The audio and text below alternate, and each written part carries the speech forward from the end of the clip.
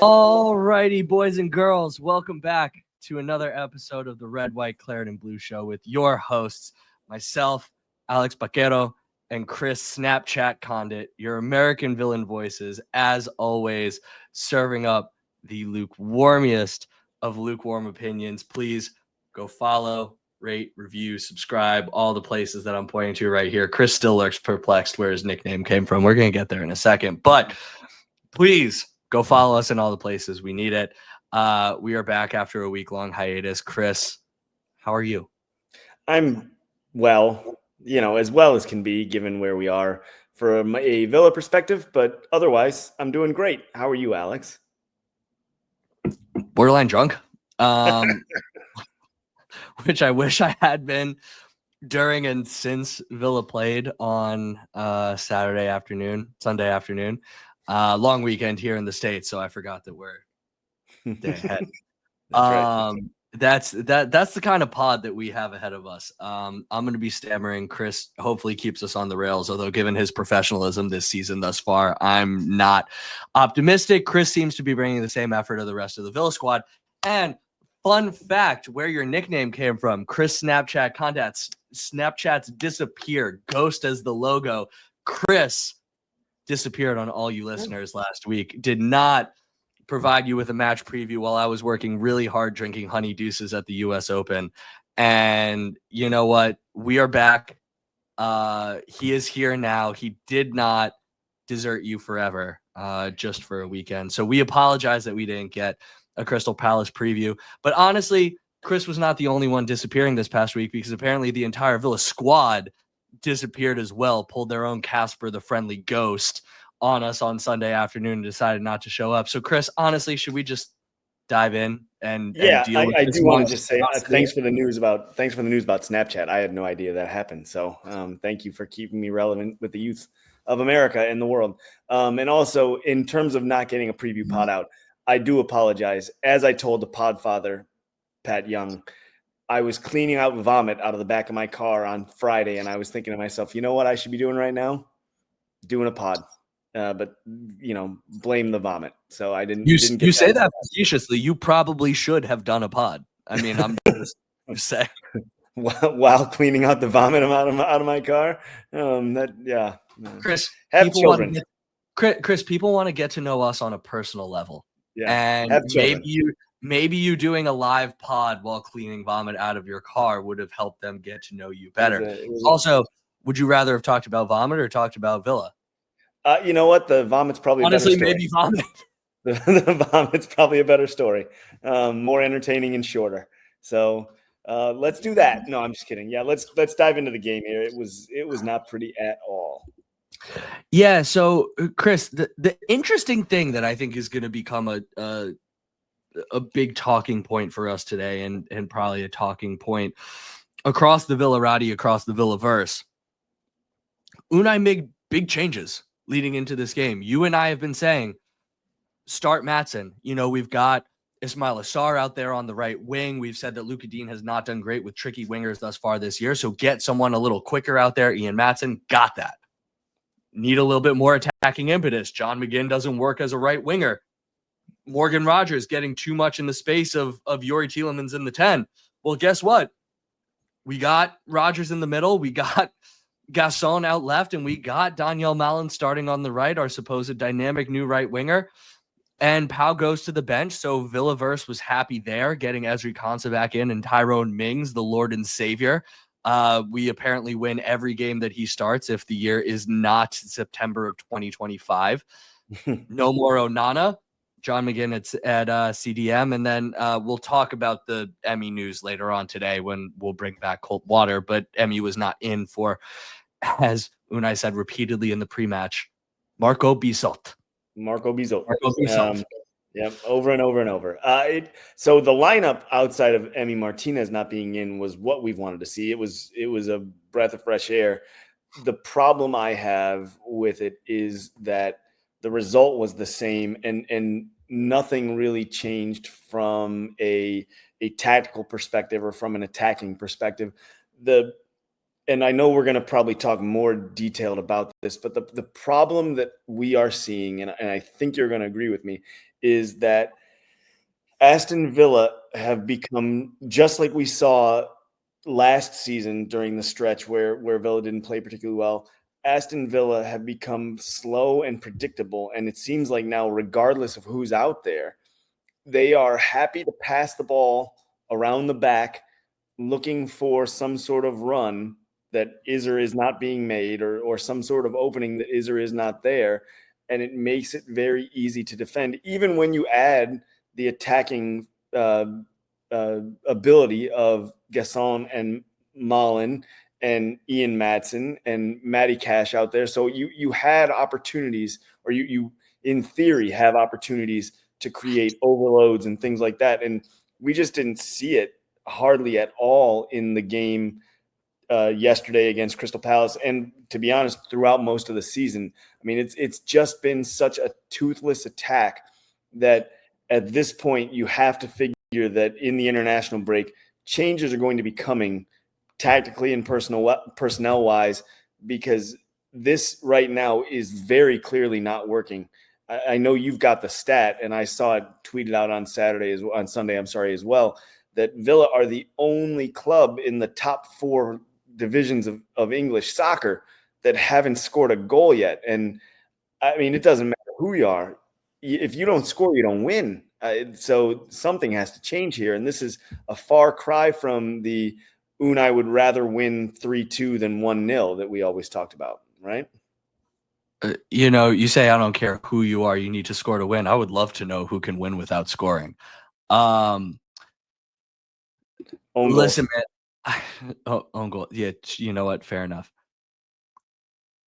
This is truly baffling, because we now have 3 games now. And honestly, if you want to throw in the last couple games of last season as well, Villa so actually, you know what? We did a definition of insanity match last year. Do you remember that one where we went point by point and we said Villa have been doing this for weeks on end, all these things that are clearly bad and will not change. And the definition of insanity is doing the same thing over and over again and expecting different results. And we criticized Unai during that run for doing the same thing over and over and over and expecting a different result. It was kind of like the Ange Postecoglou. I don't care how bad things go. We're just going to do our thing better and hope for a different result. And it seems like, at least over the first 3 games of this season, we're in the same boat. Villa with a ton of early possession, but never threatened Crystal Palace's goal with any sort of meaningful incisiveness.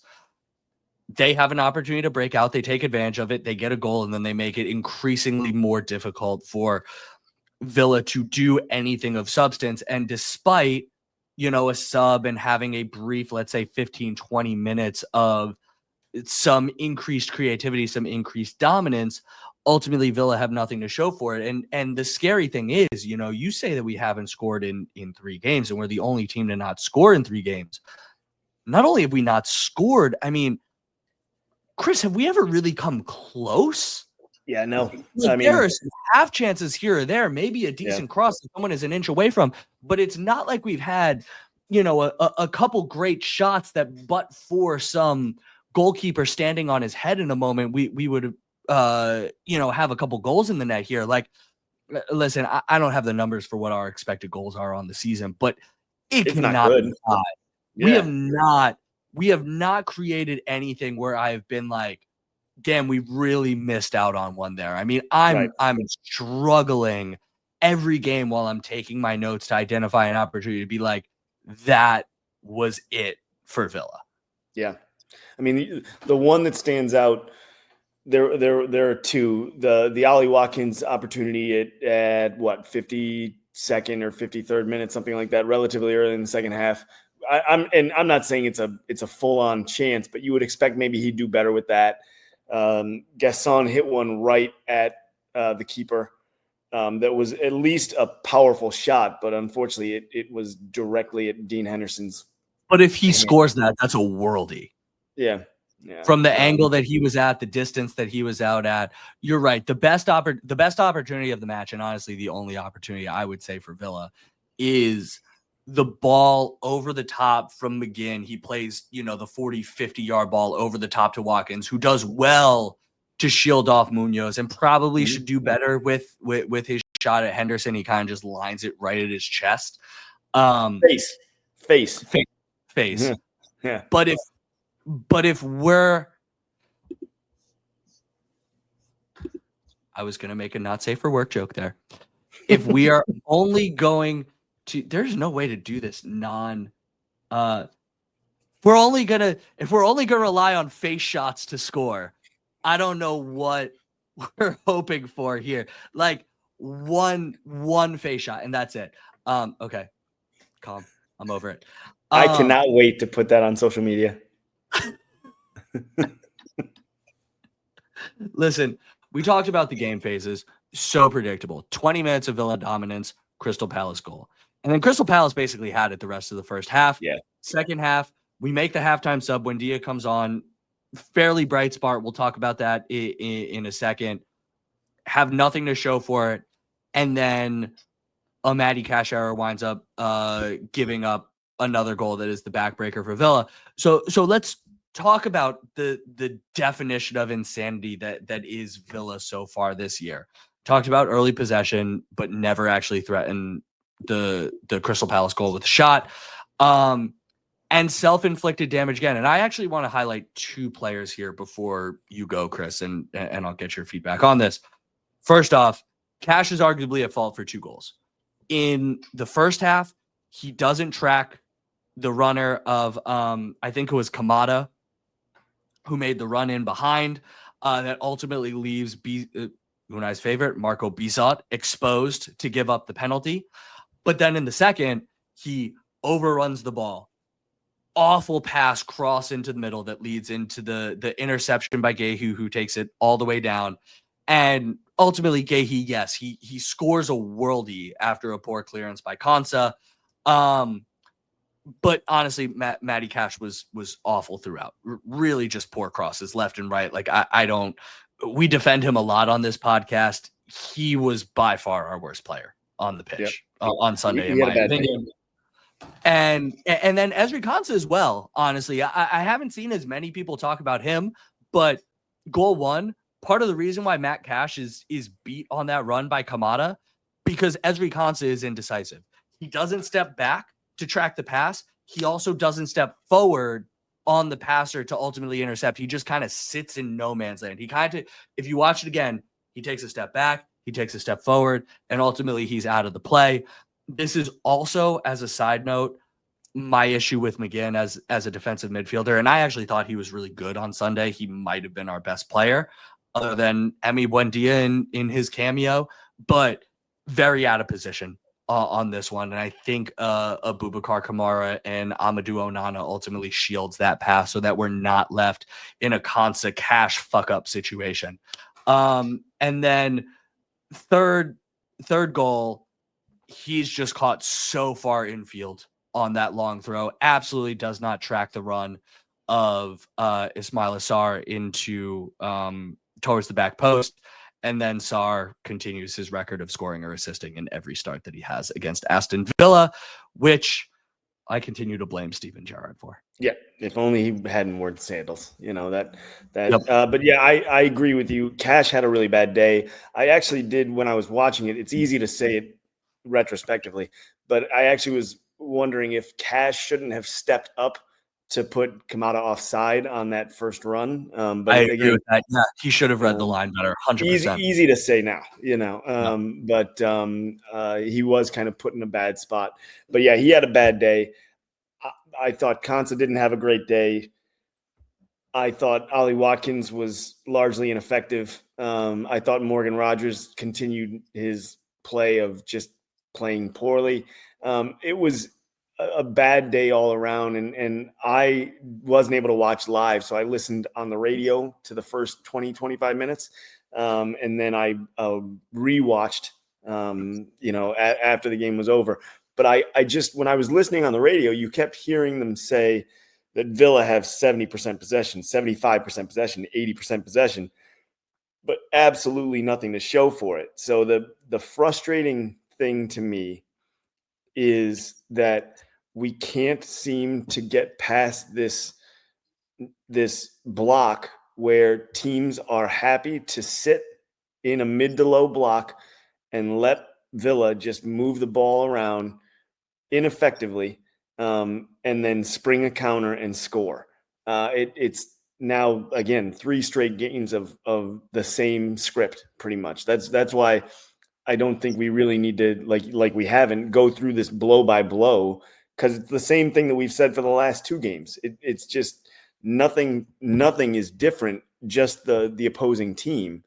We always end up getting in bad positions, because we're getting beat on the counter, because we have a bad turnover somewhere, and it leads to a goal going the other way. And right now, the team looks much closer to relegation than to European competition. So something needs to change, and change drastically, in my opinion. So, Chris, let me ask you this then. You have repeatedly mocked the Steven Gerrard era, and maybe I'm spoiling cold water by saying this, but you have repeatedly mocked the Steven Gerrard era by basically saying he did not manage the team. He basically just rolled out some balls and said, "Watch Phil hit it off the crossbar from 35 yards." Yep. Right? And what that is actually emblematic of is this idea of, and we made fun of the Steve Bruce era for it at the same time, this idea of we don't really have an offensive system. We're just going to put a bunch of good players out there and kind of hope for some magic to happen. Yep. Is that really all Villa are doing right now? Like, why are we so easy to figure out? Because it seems like with how static and uncreative and immobile the offensive system is right now, all we're really hoping for is get the ball, hope they screw up, and then watch Morgan Rogers do something cool. Yeah. I wonder about that. You think because of how detail oriented Unai Emery is that that's not the case, but it certainly feels like it right now. That at least once the moment arrives and we're playing the game, there doesn't seem to be a lot of attacking creativity or ideas in terms of how to get the ball into positions, more dangerous positions. Because I mean, if I see the ball move across the back line one more time, I'm going to throw a brick at my television. Like that, it seemed like for minutes on end, that's all we saw was, pass back and forth from one end to the other across the back, and then move it back to the keeper to create more space vertically, and horizontally. They're having a tough time breaking down. And I do think part of the reason, if I can kind of answer your question in a roundabout way as usual, part of the reason that the struggles have occurred is Morgan Rogers' inability so far this season to really do anything particularly effectively. Can't dribble, can't pick a pass, can't hold the ball to save his life. And honestly is doing a pretty poor job receiving passes as well. I mean, he seems to have stone feet at the moment, and I'm not sure why. But so I think as he goes in a lot of ways, the team goes in attack because he's such a big part of it. But it's frustrating right now that nobody seems to have any sort of answer or response to this for me. Okay, but for me, then I'm gonna put that back on Unai. Morgan Rogers has yet to be subbed out this season. Right. In a critical moment. Like we can all see it. We can all see how ineffective he is. And I think that also lets a lot of other players off the hook as well, in that Yuri Tielemans, we talked at the outset of the year how many line breaking passes he has. How many has he attempted? Any? 2? Yeah, Maybe? right. We've still got Tyrone Mings out there, which all the credit for him for the clean sheets, I suppose, until this week. We're not fucking scoring goals. So, like, let's get Pau Torres in there to potentially break the lines a little bit and create a little bit more offensively.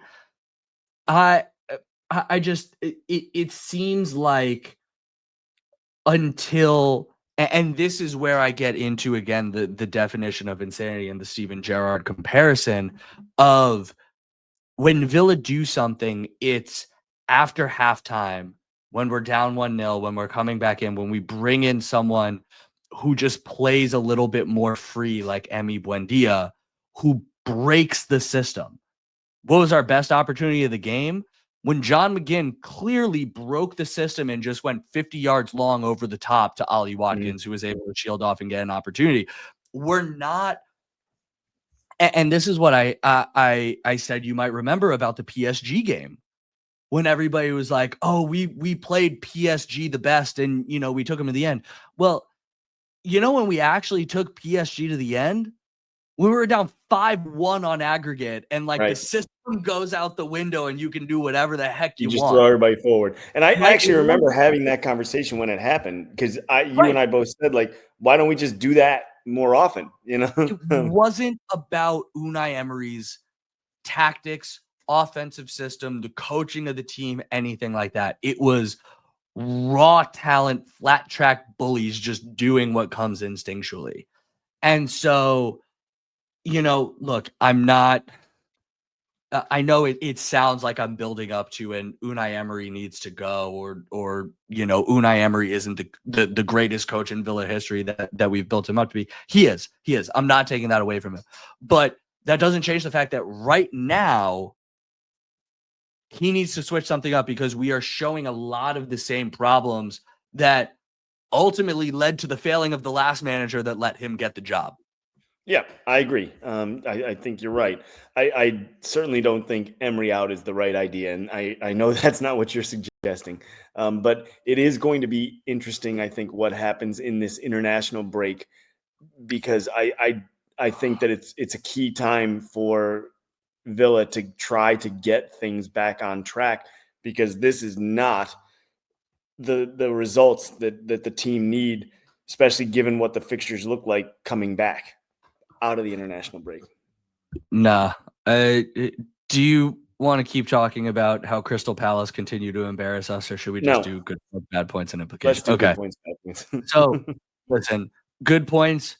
Unai made personnel changes. He did not make tactical changes, but he made personnel changes at least. And so I want to ask you about two specific players, Gasson and Buendia, who split the halves. What do you think about their performances, and what do you think about each guy moving forward? Well, I thought that Gasson was okay. I think that the problems remain the same despite the different personnel. So, like you talked about, it's probably more of a tactical issue. Things have to happen faster. It when the ball is slow and plodding, a defense can just sit there, and that's what teams are doing right now. I mean, it right now, Aston Villa are not difficult to defend, and I think with a player like Gasson, he's got so much power and pace. I think you're doing a disservice by not trying to move the ball faster. Even spring from the midfield, spring from counters, those sort of things, just to make the goalkeeper work a little more would be nice.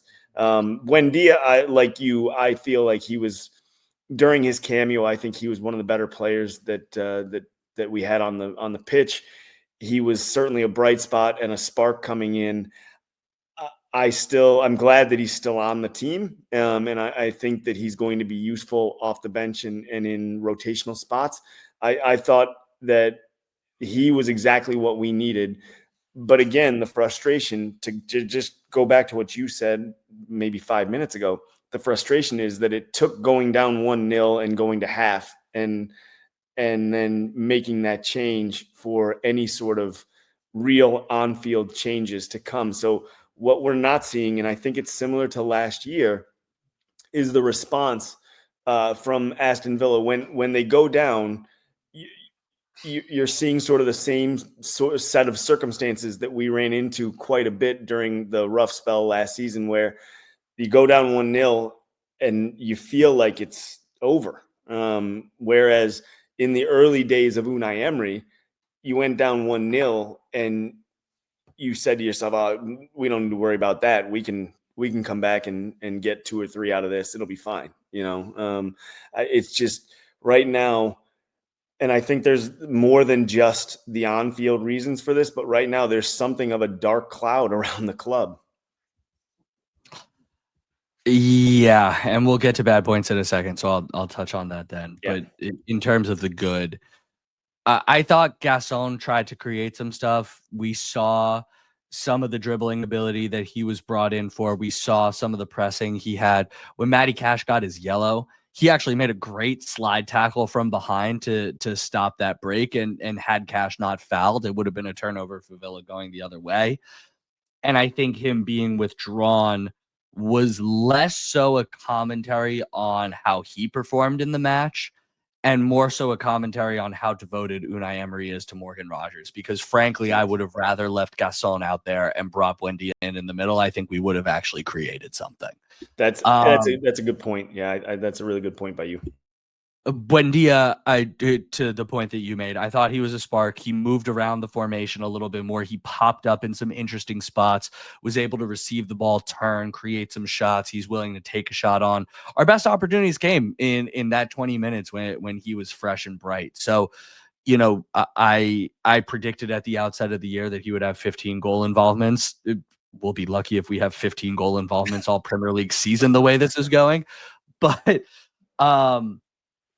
and we'll see how he falls down the pecking order with Harvey Elliott, and Jadon Sancho incoming. But I think what he's continued to show over the past few weeks is that he brings something offensively. He also brings something defensively. One of our second best opportunities was when his pressing created an interception turnover from Chris Richards and allowed us to go the other way as well. I think he's a little bit more lively in that number 10 spot defensively than a Morgan Rogers or a Gaston or something like that. So he'll just create a little more chaos for us. And so I think between him and Gaston, you've got two guys that are willing to work a little harder than Morgan Rogers, who, on the back of his award may have bought his hype a little bit too much. You see him kind of throwing his arms up and sulking a little bit when some passes don't go his way. And that, I'm not saying we should have got rid of him or anything like that. I'm going to douse cold water on all of those, but I think he might need a little bit of reality check and maybe a game or two on the sidelines. That's all I'm saying. I think that freshening up the lineup is not going to hurt. Although the problem now is a lack of depth, given the challenges that Villa have faced in the window, some of which has been somewhat rectified. But I also I don't know if we wanted, since we're kind of moving that way to the bad points. We already talked about one. It was that everything was largely the same from a tactic standpoint. The personnel changed, but the tactics were no different. We haven't scored yet in 3 games, which is crazy scary. And again, that's what teams that are going to get relegated do. So that needs to be rectified quickly. To kind of lead into the transfer market discussion, that bench was trash. I mean, no offense to the guys on it, but we've come a long way from when we were sitting there in February, March of last year going like, look at all these guys we have on the bench. So it's a huge change in a short span of time to be almost all youngsters on the bench now because of the financial realities hitting the club. Yeah, the only thing I'll add to all of that is just we were still so narrow. I took note at the 45th minute, all our guys were within the width of the 18-yard box. I think we are still crying out for a Leon Bailey-esque player who's willing to put his heels on the touchline and take a guy one-on-one and just create a little bit of that width, because everyone wants to cut in, Mullen included. There's just no one whose instinct is to stay wide like that. We'll see if that winds up being Sancho or Elliott. Larger implication on the season. I think we know it's hard to argue that we're not the worst team in England over the course of the first 3 weeks. I know we're technically not in last. I think Wolves are, but Jesus, we look inept. Yep. We really do. But for playing an inept Newcastle team on the first match of the season, I think we look pretty bad. And so we've got a long way to come. But you know what I think we need to keep in mind with the larger implication on the season. Again, we had the easiest starting 5 games in the league based on last year's positions, and we have so far s the bed on 3 of those 5 games. So the more that happens, the more we turn our minds to, do we do a Spurs and just finish 17th and win the Europa Right. League? Right. You know, Crystal Palace, look across the field at the team we played yesterday. You know, atrocious start to the season. What did it take them 8 weeks to get their first win last year? Right. And, you know, ultimately they finished 12th, but got a trophy because they turned it on late. There is still possibility. And so we've talked negative for a lot of this show so far. What I want to say is there is still possibility for this season to bring something good. Mhm. We just may need to adjust our expectations for what that good is. Yeah, it's tough to see the light now, but I do hope you're right, and I think managing the European schedule and everything else coming up is going to prove difficult. I can only hope that Unai and the rest of the backroom staff are able to get it together here during the international break and really dial in to figure out how to make this a much more effective attack. Because even though we don't have the depth that we had last season, there's still capable attackers out here. So it doesn't make sense that we're struggling to score to the extent that we are. It does not make sense at all. No, I agree. Anything else that you want to add on this atrocious game? No, I just want to put it behind us. Okay, so let's put it behind us and let's turn our attention to cold water. Any new listeners, this is where we take hot takes that we have seen across the Villaverse, across the interwebs, and we decide if we agree that it is a smart lukewarm take or if we need to pour a little bit of cold water on it to bring it back down to something a little bit more reasonable. So Chris and I will go back and forth. We've got 4 takes here that we're going to review. First one, Chris. Actually, I'm going to flip the first 2. So I'm going to do 2. You do 1. Okay. Unai has gone stale. He's over managing. The players aren't responding. And if we want to make it even hotter, let's throw in Unai's seat is very hot. So I think that I'm gonna pour cold water on, especially the second part of that. I don't think Unai Emery's seat is hot at all. I think that when you build an entire organization around the ideas and structure of a man, Unai Emery, it is difficult to make that decision to move on from him. But I don't think we're anywhere close to that yet. I think that this ownership team and group is much more patient and realistic than that. But to talk about the over management and the players aren't responding, that's one thing that we talked about in the early going of Unai Emery when they talked about the length of practices and walkthroughs and the fact that his walkthroughs were lasting longer than his predecessors' practices. Like that they're spending hours walking through each individual position. So I pour some cold water on it, but I do wonder as a player if it's not something that wears on you when you're not having the success that you had in the early going, or even throughout the last couple of seasons. So I can't entirely say that take is too hot. We're not there, but something doesn't look right, I'll say, at Aston Villa right now. So I can't entirely just say that's out of the question. What do you think about those 2 takes? I don't think his seat is hot. I don't think, if you even want to extrapolate that further, I don't think that he is thinking of walking away or anything of the sort. I think, if anything, his constant comments about the financial restrictions and all that kind of stuff show how intertwined he is in the club, how he's embodying everything that we're feeling.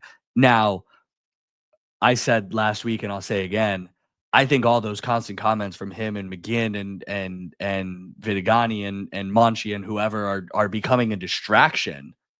I think the club, the players, the manager is a little too focused on who we're selling and who we're not getting than who's still in the room at Bodymore Heath. And that might be a discussion for a different day.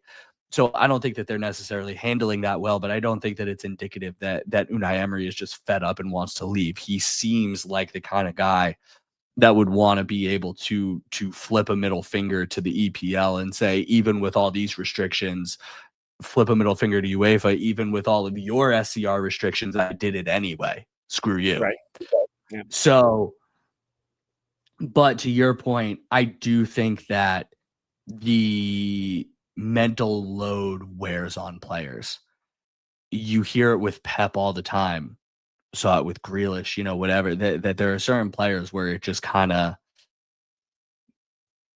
honestly kind of takes their joy of the game. And there are only so many years you can do that before you wear out and you want to go play for a David Moyes who just says lump it up to Grealish and let him kind of go crazy with it, right?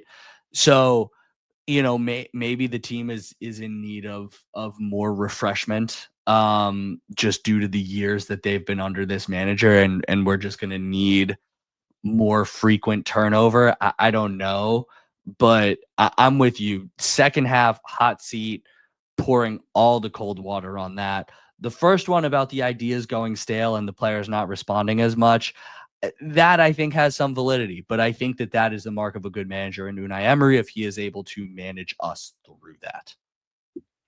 Perfect. Yeah. So we're in very much agreement there. So let's go to the second cold water take today. And it's a spicy one. Emi Martinez has no way back into this squad at Aston Villa. So I have gone back and forth on this one all day long. And hear me out here. Chicken Little has reported today, and you sent it to me, something along the lines of like, since July, Emi Martinez expected that he was going to Manchester United. He had a conversation with who was it over there? The short defender, the other Argentinian, Lisandro Martinez. He had a conversation with Lisandro Martinez. He was waiting for someone to call to make a bid and told people around Bodymore Heath, I'm going to Manchester United. I might be done here. And ultimately, no offer materialized other than the loan that Villa rightfully rejected out of hand. And so this has gone around of Villa fans saying, you sold us out, you wanted to go, you're a rat, we don't want you anymore. How could you show your face in the locker room again, all that kind of stuff. Allow me to present you with a counter story. The counter story is we all saw his tears late last year against Spurs at the last home game, right? And those tears might have been because he had a conversation with the hierarchy that said, Emi, we love you. You've been a great servant to this club. You have risen up through the ranks here. Unfortunately, you're one of the few players off of a down year that we think is worth some money and could ultimately propel this club into the future. We are going to look to sell you. But for respect for the player that you've been, where do you want to go?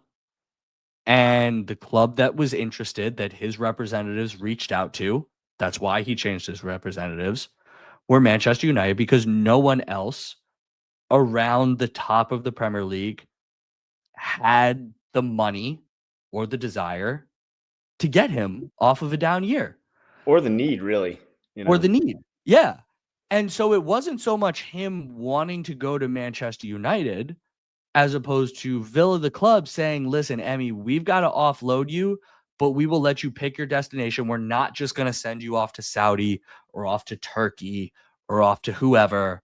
You can pick. And so he was like, well, none of the big clubs want me, but at least at Manchester United, I will be prominent. I will get a payday. I can still compete for Argentina. And you know what? If I am a goalie, if I am part of the squad that ultimately brings Manchester United back to relevance, like, great. That's great for my legacy. And so for him, it was the lesser of all evils because the club said, we're done with you. I think that that is equally likely a scenario. And so over the past couple days, the club said, hey, oh my God, we've got a shot to get Costa out of Portugal, but we need to flip Emmy. So, Emmy, will you go to United? For all he's done, for all the tears, for all that he's accomplished for us, I'm not ready to turn around and call Emmy Martinez a rat who just wanted to get out of the club in his 33rd year when you and I were saying that he had a down year and the club probably could upgrade on him anyway. That just feels very hypocritical to me. But Chris, how do you feel about this take? Well, I think that you pour a lot of cold water on it because it's not realistic.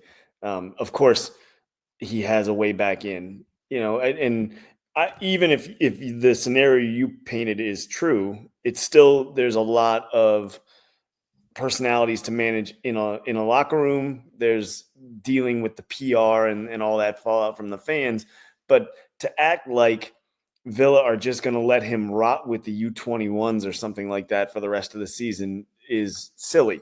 And I I think that anybody who listens to this podcast or has listened to it on a fairly regular basis is that I do tend to run a little hotter than Alex in a lot of situations, but not when it comes to transfers and business matters, because I understand what we're looking at here and that this is a job and it's nothing more than that for for most of these players. No player at any club will ever care about that club as much as the fans do. No matter what they say or do, they don't. I promise. Having been around professional athletes for a good chunk of my early career, they don't care. Emmy Martinez does care about Aston Villa and has defended Aston Villa, has talked about Aston Villa being a big club. So I think this whole thing where fans turn so quickly on a player is toxic as a fan base, and I think we would do well to be a little more measured in these instances, because I think there's a lot of machinations behind the scenes that we may or may not know about, and I think that like you have to think about what you would do in that situation. And I don't know a whole lot of people that get an opportunity. And let's just say I know the loan was actually the only thing that came in, according to Jacob Tanswell. But let's just say that you get your head turned if you hear your name constantly getting mentioned at, even if it's a company that used to be a big deal that maybe isn't quite as big of a deal anymore, like Manchester IBM. United, right? You want to go be the CMO of IBM? Right. But Probably. yeah, so you hear your name get talked about all the time, and there's possibility for more pay and more prestige and all those things. I don't know very many people that turn that down. It certainly doesn't happen very often in real life. And that, I think that gets lost on fans, not just in England, not just in soccer, across sports.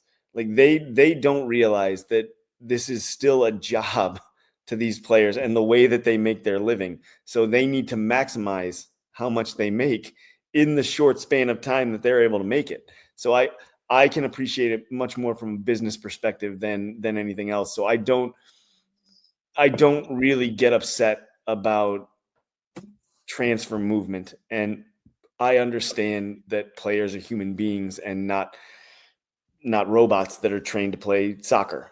So I definitely pour cold water on it. I think Emmy Martinez will be back in the squad after the international break, and he will be the number one, and he'll apologize or talk to his teammates, whatever is appropriate there, set it straight with Unai Emery, and Villa will move forward. And in January, we'll do this whole song and dance again.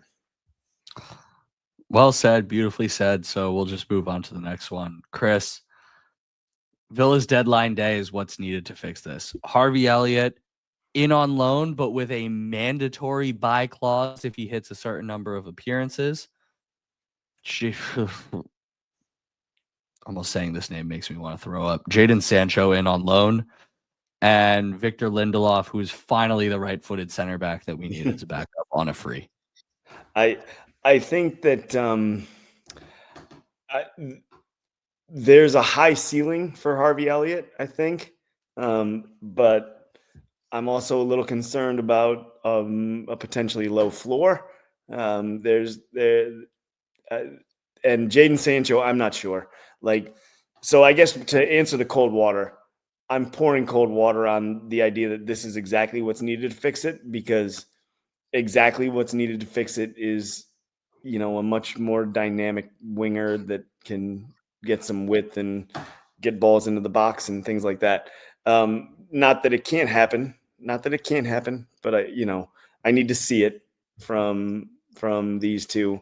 I do like Elliott as a young player. We've seen Morgan Rogers blossom as a young player about that age under Unai Emery. So I think there's possibility there. Jadon Sancho, like I said, I really just need to see what happens, because I'm not sure what to make of him. I was looking at some stuff online, Twitter, and some of just the reporting from the newspapers over in England, and there's at least a line of thought that Sancho has been largely ineffective in his last two stops because he's been misutilized. I don't know how true that is or not, but I'll cling to that for now, like grim death, because that's what we need, and we need a little hope here. So the hope is that Unai Emery will be able to unlock the player that we hope is in there. But no, I mean, given the financial realities that Aston Villa are facing, I'm not as down on this window as as a lot of people are. I understand the framework we're working in here, so I would give this a pretty average 7 out of 10, probably 6.5 out of 10, because you can't we can't buy, and we can't even, as we learned today, we can't even buy from someone who's sold us something before, sold us a player in the same window, because UEFA looks at that. That we sold a player to. Yes, I'm sorry. We can't buy from a club that we sold a player to, because UEFA looks at that as a swap deal, and even if there's separate transactions, so we can't even do that. Chelsea can sell to themselves, and that can get numbers off their books, but we can't do that because UEFA rules. What Chris is referring to is the fact that Chelsea sold Ben Chilwell to Strasbourg, banked full profit. We sell Jacob Ramsey to Newcastle. If we were to then buy Osula, who we were supposedly interested in, the guy who I had no idea who he was in our Newcastle preview, actually. Right. But we were interested in him, and if we then bought him, UEFA would see that as a swap, then not allowing us to bank the full profit of the Ramsey deal. So that is the ridiculous hypocrisy that Chris is referring to right now. And it's not even about the player. I didn't care for Osula either. It's the principle of the thing. Of course it is. Yeah. What's that? It's the principle of the thing. Yes, of course. It's about this idea that Chelsea can sell to Strasbourg, who is, by the way, owned by the same people that own Chelsea, for full profit, but we can't sell, or we can't buy from Newcastle because we sold to them before in this window. That, anyone with a brain looking at that can say that's dumb.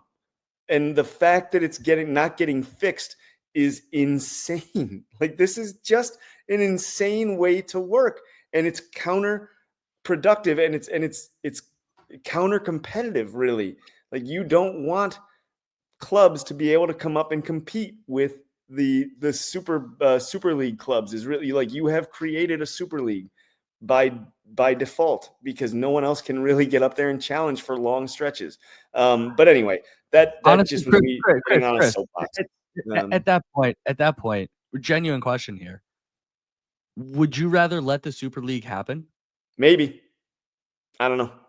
If that meant that Villa could win the EPL, because we get rid of the clubs that we can't compete with financially, so it's a little bit more of a fair shot amongst those who remain. I mean, I watch MLS. I was super ecstatic when NYCFC won MLS Cup. It didn't matter that that NYCFC can't compete in the UEFA Champions League or in the Club World Cup, right? Right. Yeah. No, I mean, I don't know. What is happening right now, I think is exposing what's been talked about for years, but it's really bubbling to the front because of Villa, Newcastle, and Nottingham Forest, trying to challenge and getting roadblocked every step of the way because they weren't popular in America in 2004, and that's really sort of what it boils down to an extent. Popular abroad. Not Yeah, just in America, but popular abroad. Because if Manchester largely United couldn't America. sell shirts in China, they wouldn't be nearly the revenue they're getting right now. Yeah. So anyway, that again, that's my soapbox because of this whole transfer thing. I like Elliott. I'm not so sure on Sancho, and I think that Lindelof on a free is fine for me. That's great. I don't mind it. So long way around there. What do you think on that one, Alex? I'll go backwards. So yes, I'm pouring cold water on this being what we need to fix this. I think anyone who says that this is the perfect window, we've got all the players we need, is British and probably kind of unintelligent as to how soccer is played. Sorry to insult anyone who listens to this and thinks that Harvey Elliott and Jadon Sancho are the truth, much like they probably thought that Marcus Rashford was the truth last year. Lindelof, right-footed center back. As I said, this was our most vulnerable position. I'm just glad that we have bodies there. I don't think that he's necessarily solved, but is he any worse than Axel Disasi was last year, who was useful in a pinch? No. So fine. Sancho, to me, say what you want about him not being utilized. He went back to Borussia Dortmund where he built his career and was not successful. And yeah, there was a different manager there, but like, you don't think there was someone still in the building who could have been like, "Hey, you're misusing this guy"? I don't know. He seems like someone who at a very young age bought his own hype. Uh has a little bit too much going on up there to really be someone who wants to compete. He's someone who wants to be famous. And much like a João Felix, I think he is the English version of that, where he is just going to bounce around from big club to big club to big club with all these people thinking that he is some kind of reclamation project until everyone realizes that he just doesn't care about being good all that much and winds up in Saudi Arabia. That's genuinely what I think Jadon Sancho is. Bookmark That that. that really. And at 200,000 a week, probably our highest earner at this point. Again, you've got another Marcus Rashford situation where like he's just here to kind of collect a paycheck and hopefully engineer a move to Bayern Munich next year.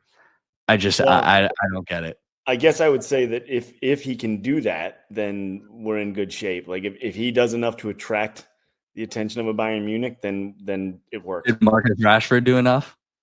I think so, right? Like he was, I think you're forgetting how he was in particularly the early going. But He was very good in moments, but we wound up in the Europa League anyway. And do I think we could have ended there without necessarily the UEFA issues that we've had due to his massive wage that we agreed to take on? yeah, maybe. That might be more harm than good. Mm. Genuinely. Uh I I don't know. I'm not sold on just because of the finances, the Marcus Rashford era being a net positive for Aston Villa.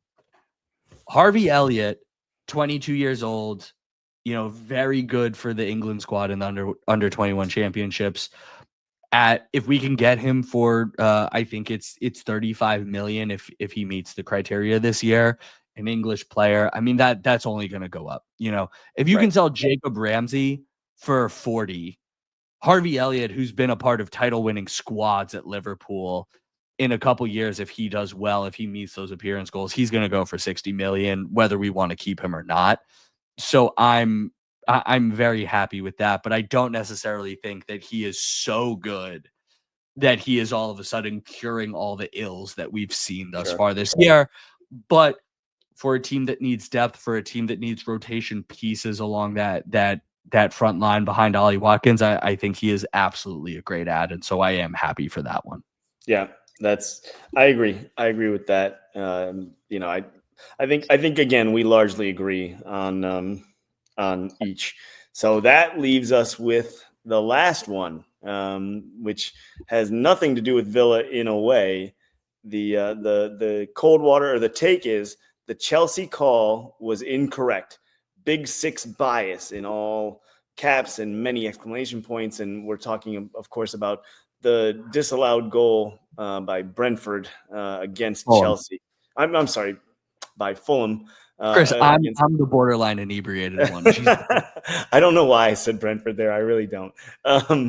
But by Fulham against Chelsea on Saturday, and it was eerily similar to the Bruno Fernandes Ezri Konsa issue. What, five or so years ago, 6 years ago now, where Konsa got stepped on by Fernandes and was called for a penalty. So, but in this case, I'll let you handle the take first. So the take is that the Chelsea call was incorrect. Hashtag Big Six bias. Hashtag corruption. Hashtag corrupt. So I'm pouring all the ice water in the world. I'm pouring Antarctic ice water on the first half of this. Second half, I can't definitively prove wrong, but I'm pouring a little bit of cold water on it. And the reason for this is I saw this from Villa fans that were like, Fulham should have had a goal. This is Big Six bias. It went to VAR. This is the wrong call. You know, he slid under him, whatever. It's absolutely a foul on the Chelsea defender. Those fans, as you said, would be well reminded of how Bruno Fernandes also tried to do a Maradona move, overran the ball, stomped Ezri Konsa's ankle and almost broke his leg in half. And we were up in arms saying that is a stamp. That should be a red card on Bruno instead of a penalty for Manchester United against Aston Villa. Both calls cannot be incorrect. You can talk about Big Six bias with Manchester United, and then you can say that there is inconsistent refereeing that might benefit the Big Six in this call with Chelsea and Fulham. But if you're going to sit here and say that both calls are wildly incorrect and neither referee was right, then you're a hypocrite. Then you're a hypocrite who cannot admit when a situation goes for you or against you. So if we're going to apply the Villa perspective to the Bruno call, then this absolutely was the correct call in the case of Fulham to pull the ball back because Muniz overruns the ball on his Maradona move and stomps the Chelsea defender. Now, if a third situation happens where they call it for the Big Six again, when Bruno does this again against, I don't know, Wolves, then yeah, we'll absolutely be up in arms about that. But right now, they have learned from the prior decision. They have made it. They have made the correct call this time and pulled it back. I will talk about Big Six bias. As I said, I can only pour a little bit of cold water on there. I don't actually think that there is Big Six bias genuinely. But if you're going to sit here and tell me that call is incorrect, like I can't have a conversation with you. You don't understand this sport. You're not going to talk about it fair. I mean, the only thing I'll say, I actually thought the call was correct on the pitch. When they called it back, I thought that was correct. I wasn't happy about it, but I thought it was the right call. But I'm surprised that the league came out and said that they made an error in disallowing that goal. That was the shocking part. They should have stood on business with that one. I can't figure out why they thought that was an error, though. I really can't. And I'm being serious when I say that. So I actually agreed with the call to bring it back. Again, I was disappointed in it because I would have loved to seen the goal given there, but I thought it was a foul. So like that part I agree with. We've talked about it before. I don't actually think that referees sit there and say like, oh man, that's Chelsea player, I've got to give him that, or that's a Man United player, I've got to give him that. I don't think anyone that's in a position to referee a game like that, particularly given the scrutiny that is paid to these officials now, in particular, I don't think that anyone is outright biased like that. I don't think they think like, oh man, I've got to give them that call because of the badge on the shirt. I just think that's something that fans convince themselves of, and I don't believe it.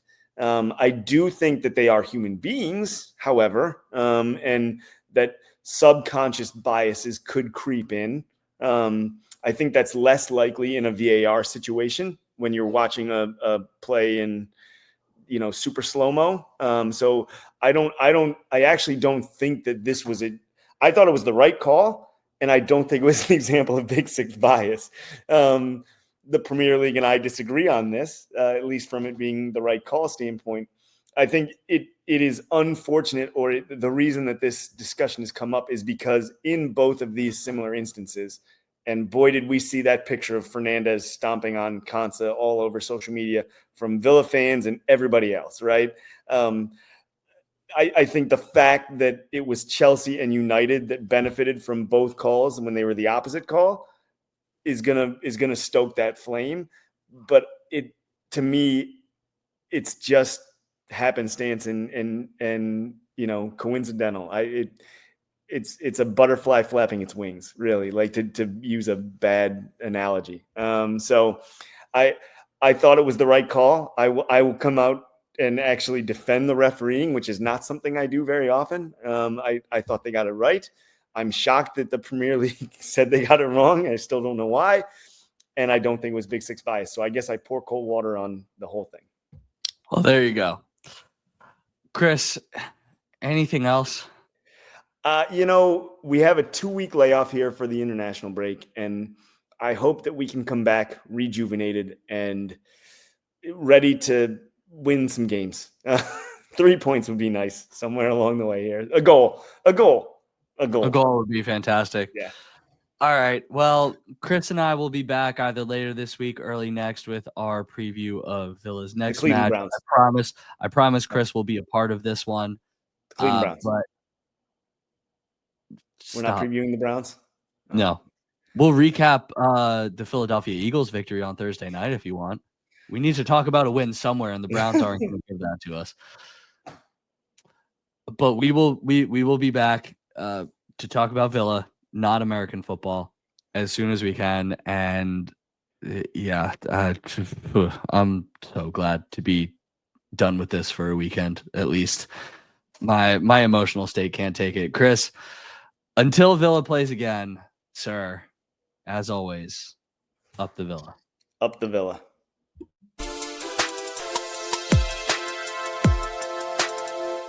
Hi, Mom and Dad.